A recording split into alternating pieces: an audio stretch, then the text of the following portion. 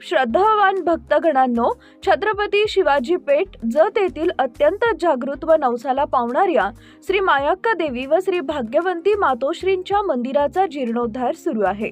या पवित्र कार्यात भक्तिभावानं सहभागी व्हा। तुमची छोटीशी देणगी ही देवीच्या कार्याला मोठं बळ देईल। संपर्क बसवराज महाराज अलगूर, फोन पे गुगल पे 97 67 27 22 77। देवी भक्तांनी एकत्र येऊन हे पुण्य कार्य यशस्वी करावे ही नम्र विनंती।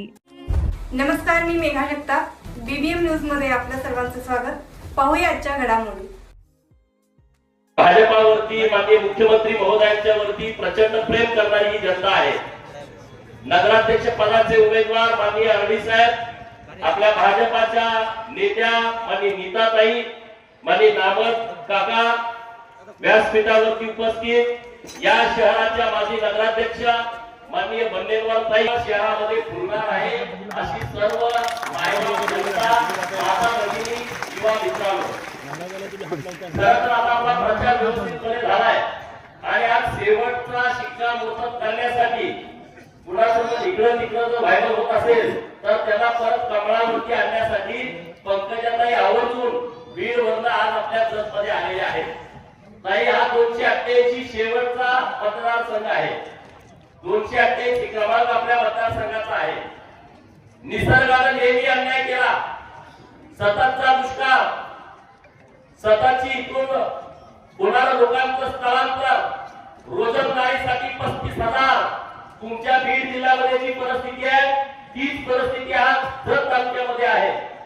ऊस तोडीसाठी या तालुक्यातून 35,000 ऊसतोड मजूर हे इथून मायग्रेट होतात। आज तालुक्यामधल्या 60 गावांना देवाभाऊंच्या नेतृत्वामध्ये 14 ते 19 सरकार आलं तेव्हा 60 गावामध्ये पिण्याचं आणि शेतीचं पाणी गेलाय। राहिले अजून 65 गावं। या भागात जनतेला 2024च्या विधानसभेच्या निवडणुकीमध्ये राज्याचे मुख्यमंत्री देवाभाऊंनी शब्द दिला की 288 मतदारसंघ हा इतर लोकांच्यासाठी असेल, माझ्यासाठी हा मतदारसंघ आहे आणि 65 राहिलेल्या गावांना 2027च्या जून मध्ये शेवटच्या गावाला शेतीचं पाणी देण्याची व्यवस्था आम्ही सरकारच्या माध्यमातून करतोय। 65 गावांचा दुष्काळ मिटला तर अख्ख्या जत तालुक्यामध्ये संपूर्ण पाणी देण्याची व्यवस्था सरकारच्या माध्यमातून होते। आता जत नगर परिषदेची निवडणूक आहे, मी जास्तीचं बोलणार नाही, पण मला तुम्हाला विनंती करायची आहे, हात जोडून विनंती करायची आहे जत शहराच्या मायबाप जनतेला, ही निवडणूक टीका टिप्पणी करण्यासाठी नाही आहे, ही निवडणूक विरोधाला विरोध करण्यासाठी नाही आहे, ही निवडणूक गेल्या 50 वर्षाचा जत शहराचा जो बॅकलॉग आहे तो बॅकलॉग भरून काढणारी ही निवडणूक आहे। आणि त्यामुळे तुम्ही उद्या सर्वांनी अत्यंत विचारपूर्वक मतदान केलं पाहिजे। भारतीय जनता पार्टीच्या सोबत तुम्ही सर्वांनी आला पाहिजे। सोबत यासाठी या शहरामधल्या समस्यांचं निराकरण हे फक्त भारतीय जनता पार्टी करू शकतं, दुसरं कोणीही करू शकत नाही। आता दिवस या शहरात पाणी येत नाही, ते पाणी येत नाही ते स्वच्छ येत नाही, कधी रात्री 12ला येत आहे, कधी पाणी 2ला येत आहे, कधी 6ला येत आहे, कधी सकाळी 10ला येत आहे, कधी दुपारी 2ला येत आहे, कधी सायंकाळी 5-7ला येत आहे। अरे माझ्या माय माऊलीचं नेमकं काय, त्या पाण्याची वाट बघत बसायची का? हातावरती पोट असणारे अनेक कुटुंब या शहरामध्ये आहेत। एका बाजूला 10,000 स्क्वेअर फुटाचं घर आहे आणि दुसऱ्या बाजूला 10 बाय 10ची खोली आहे। 100 स्क्वेअर फुटच्या घरामध्ये 5-5, 7-7 लोक राहत आहेत आणि दुसऱ्या बाजूला 10,000 स्क्वेअर फुटच्या घरामध्ये 5 लोक राहत आहेत। एवढी मोठी विषमता आहे आणि ही विषमता दूर करण्याच्या दृष्टिकोनातून केंद्रामध्ये नरेंद्र मोदी साहेब, राज्यामध्ये देवेंद्र फडणवीस साहेब आणि आज तुम्हाला मार्गदर्शन करण्यासाठी आलेल्या माननीय पंकजाताई यांच्या माध्यमातून आपल्याला शहराला बदलवायचं आहे आणि ही निवडणूक शहराचा संपूर्ण चेहरा मोहरा बदलणारी आहे। ही निवडणुकीवरती टीका टिप्पणी करण्यासारखी नाही आहे। आता आज मला कळालं की कुणाचं घरावरती दगड टाकली आणि माझं नाव आले पुढं म्हणजे गोपीचंद पडळकरला कार्यकर्त्याला समोर करून घरावरती दगड टाकली। पोलिसांच्या मी फोन केला, माननीय डीवायएसपीला मी फोन केला आणि त्यांना सांगितलंय की तात्काळ या प्रकरणाचा आजच्या आज तपास लावला पाहिजे। ज्यांनी कुणी माननीय सुरेश सरकारांच्या घरावरती दगड टाकले त्याला बेड्या ठोकल्या पाहिजे, त्याला जेलमध्ये टाकला पाहिजे। पण चुकीचं राजकारण आम्ही करण्याची आवश्यकता नाही आहे, आम्हाला त्याची गरज नाही आहे, आम्ही टीका टिप्पणी पण कुणावरती करत नाही. परंतु आज सगळ्या विरोधकांच्या पायाखालची संपूर्ण जमीन सरकलेली आहे, पायाखालची वाळू सरकलेली आहे. आज त्यांना अंदाज आलाय की भारतीय जनता पार्टीचा नगराध्यक्ष हा 1,00,000% निवडून येणार आहे. त्यांच्या सोबतचे 23 उमेदवार 1,00,000% निवडून येणार आहे. मग आता काय करायचं? रात्री एक बैठक झाली वरच्या लेवलला की आता दोन्ही गट एक करता येतात का बघा. हे तुम्हाला सगळ्यांना माहित असावं, आज रात्री काही घडू शकतं अशी परिस्थिती आहे. तो ईश्वरपूरवाला तो इतका लोकांचा प्रयत्न करतोय, या दोघांना एकत्रित करा, नाहीतर आता भाजपला पण थांबवू शकत नाही. म्हणजे आज आता इथं दुपारी 2:45 वाजले, अजून 13, 14, 15 तास आहेत मताला, तेवढ्यात काही घडू शकतं. आणि म्हणून विनंती आहे की तुम्ही विकासाच्या सोबत या. तुम्ही बिलकुल बघितली का तुमच्या गल्लीत आलेल्या गाड्या? कुणी कुणी बघितली हात वर? तुम्हाला आवडली का? तुम्हाला पटतंय काय? असं होऊ शकतं. आणि म्हणून तुम्ही भाजपाच्या सोबत या. ताई आम्ही अख्ख्या शहराचं ड्रोन शूट केलं आणि या शहरामध्ये आम्ही डॉक्टर आली साहेबांना नगराध्यक्ष केल्याच्या नंतर आम्ही काय 5 वर्षामध्ये करणार आहोत हे ब्लूप्रिंटच्या माध्यमातून AI टेक्नॉलॉजी वापरून आम्ही तुमच्या समोर मांडलंय. आणि मी तुम्हाला विश्वासानं सांगतो, जे जे त्या व्हिडिओमध्ये मांडलंय ती सर्व काम आम्ही करणार आहे. त्यातलं एकही काम मागं राहणार नाही, हा शब्द मी तुम्हाला देतोय. एक पण काम त्याचं मागं राहणार नाही. आज एखादा पाहुणा आला तर फिरायला जायचं कुठं? कुठे घेऊन जाता? अंबाबाईच्या दर्शनाला, येलाबाईच्या दर्शनाला, परत जाता कुठं? काही पर्याय नाही. आज कर्नाटक बॉर्डरवरचं हे गाव आहे, त्यातल्या मला वाटते माझ्या 70% बहिणींचं बाहेर कर्नाटकात आहे. कर्नाटक बाहेर आहे. मग मी तुम्हाला विश्वासानं सांगतो, या शहरात एक गार्डन आहे. आम्ही 11 प्रभागामध्ये 11 गार्डन प्रस्तावित केलेले आहे. तुम्हाला रोज संध्याकाळी किमान अर्धा तास त्या गार्डन मध्ये जाऊन बसता येईल. मुंबई पुण्याला ज्या पद्धतीची गार्डन आहे तशी गार्डन आम्ही शहरामध्ये करतोय. दुसरं काही आम्ही प्राणी संग्रहालय आपल्या सरकारकडून, राज्य सरकारकडून मान्यता घेतली. केंद्र सरकारकडून प्रस्ताव जातोय. 100 एकरामधलं पश्चिम महाराष्ट्रातलं सर्वात मोठं प्राणी संग्रहालय आपल्या जतमध्ये होत आहे. आणि त्या प्राणी संग्रहालयामध्ये 400 वेगवेगळ्या प्रकारचे प्राणी असणार आहेत. सिंहापासून जिराफापर्यंत, हत्तीपासून उंटापर्यंत, मग वेगवेगळ्या प्रकारची गोरिला असतील, चिंपांजी असतील, वेगवेगळ्या प्रकारची माकडं त्या प्राणी संग्रहालयामध्ये असतील.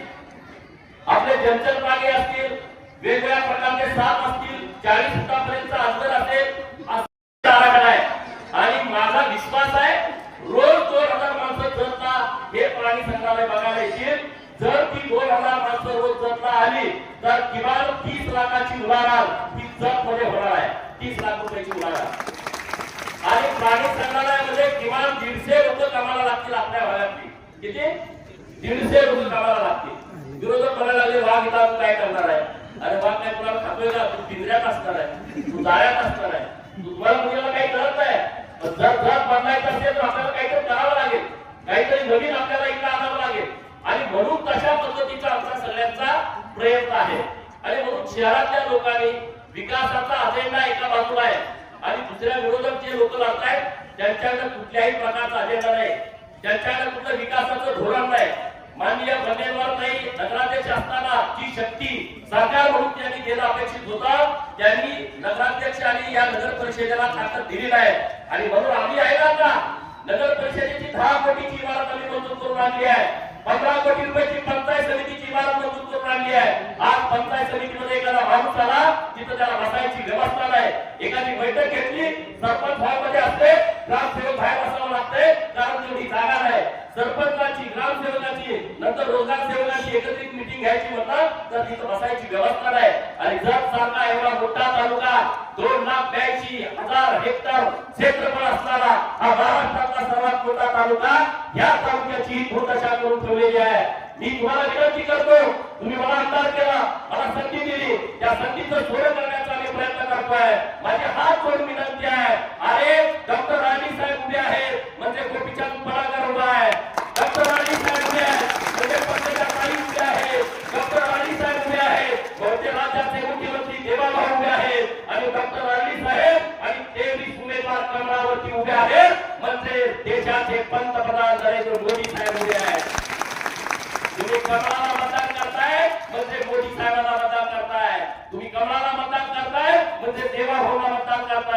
तुम्ही कमळाला मतदान करताय म्हणजे पंकजाताईला मतदान करताय, आणि तुम्ही कमळाला मतदान करताय या गोपीचंद पळकरला मतदान करताय, तुम्ही कमळाला मतदान करताय म्हणजे विकासाला मतदान करताय, तुम्ही कमळाला मतदान करताय म्हणजे या शहरामध्ये भुयारी गटार योजना करण्यासाठी मतदान करताय, तुम्ही कमळाला मतदान करताय याचा या शहरामध्ये 150 कोटी रुपयाचा जो रस्त्याचा आराखडा केलाय त्या आराखड्याला मतदान करताय, तुम्ही कमळाला मतदान करताय याचा अर्थ या शहरामध्ये झोपडपट्टीमध्ये राहणारी माझी जी बहीण आहे, उमराणी रोडला 4-5 घर अशी आहे की ज्या घराला खिडकी आहे, पत्र्याची घर आहे, त्या घराला जायला फक्त पत्र्याचा दरवाजा आहे, त्या ताईला फक्त घर देण्यासाठी मतदान करताय, तुम्ही कमळाला मतदान करताय याचा अर्थ निगडी रोडला म्हणजे घिसाणी समाजाची जी 16 कुटुंब रस्त्यावरती राहत आहेत त्या लोकांना घर देण्यासाठी तुम्ही कमळाला मतदान करताय, तुम्ही कमळाला मतदान करताय याचा अर्थ एकता नगरमध्ये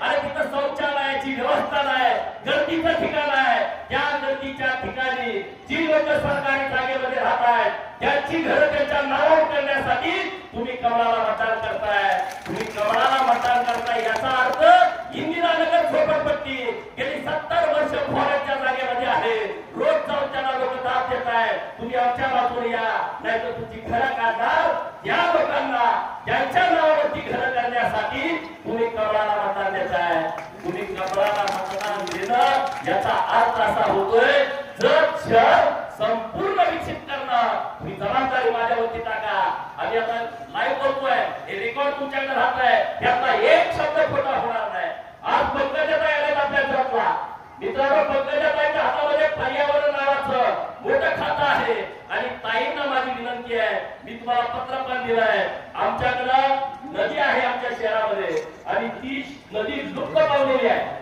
त्या नदी कुठायला ओढायला ती नालायका करायला मार्ग नाही, आणि ताई तुमच्या खात्यामधून आमची गंधर्व नदी ही पुनर्जीवित व्हावी, गंधर्व नदीचं सुशोभीकरण व्हावं, गंधर्व नदीच्या बाजूला जी घरं राहत आहेत त्या ताईंना मी भेटतो परवा, ते म्हणजे डास आहे, मच्छर आहे, घाण वास येतोय, आम्ही तर राहायचं कसं, मी म्हणलं चिंता करू नका, आपली वाघिणी इथं येणार आहे आणि पंकजाताईंच्या माध्यमातून आम्ही संपूर्ण गंधर्व नदीचं सुशोभीकरण करणार आहे, ही माझी तुमच्याकडे पहिली मागणी आहे, आणि दुसरी मागणी अशी आहे, मी तुम्हाला एक पत्र मागच्या 2 महिन्यापूर्वी दिलाय, माननीय मुख्यमंत्री महोदयांना एक पत्र दिलाय, आणि साताराला एक शिरवळा फक्त पशु वैद्यकीय कॉलेज आहे, कोल्हापूर, सांगली आणि सोलापूर या 3 जिल्ह्यामध्ये पशु वैद्यकीय महाविद्यालय नाही, ताई माझी विनंती आहे की माझ्या इथं 750 हेक्टर जमीन आहे आणि ती तुमच्या खात्याची आहे, त्या जमिनीमध्ये एक पशु वैद्यकीय महाविद्यालय सरकारचं झालं पाहिजे, आणि महाराष्ट्राच्या कानाकोपऱ्यातून हे जनावरांचे डॉक्टर आहे, आमचा उमेदवार पण एक जनावरांचा डॉक्टर व्यासपीठावरती आहे, असे जनावरांचे डॉक्टर हे आमच्या जगमधून झाले पाहिजे, त्यासाठी तुम्ही आम्हाला ही 2 कामं करून द्यावी, आमच्या तालुक्याचं लक्ष द्यावं, आम्हाला तुम्ही सपोर्ट करावा, मी जास्तीच बोलत नाही, पण जर शहराच्या मायबाप जनतेला माझी हात जोडून विनंती आहे, तुमच्या सर्वांच्या पाया पडतो मी, ही निवडणूक माझ्यासाठी महत्वाची नाही आहे, आणि मला तर तुम्ही आमदार केलाय, मी 2019 पर्यंत आमदार आहे, ही डॉक्टर राणींच्यासाठी महत्वाची निवडणूक नाही, ही आमच्या उमेदवारांच्यासाठी महत्वाची निवडणूक नाही, जगभर ज्या ज्या लोकांचं प्रेम आहे त्या त्या युवा मित्रांसाठी, त्या माता भगिनींसाठी आणि त्या वाडवडिलांच्यासाठी ही निवडणूक महत्वाची आहे, मला एक संधी द्या 5 वर्ष, आमचा नगराध्यक्ष आणि 23 नगरसेवक निवडून द्या, मी जो शब्द तुम्हाला या निवडणुकीच्या निमित्तानं दिलाय तो पूर्ण करण्याचा शब्द मी आज तुम्हाला सर्वांच्या साक्षीने देतोय, कुणाचाही शहरातला कुठला प्रश्न राहणार नाही, एवढी व्यवस्था आम्ही नक्की करू, तुम्ही उद्या कमळ चिन्हावरती बटन दाबून तुम्ही आमच्या पदरामध्ये तुमचं पवित्र मतदान दान करावं, ही माझी तुम्हा सर्वांना हात जोडून कळकळीची विनंती आहे, एवढंच या निमित्तानं बोलतो, पंकजाताईंचं परत एकदा जोरदार टाळ्या वाजवून आपल्या तालुक्यामध्ये आपण स्वागत करावं, एवढी विनंती करतो आणि सांगतो, जय हिंद, जय भारत.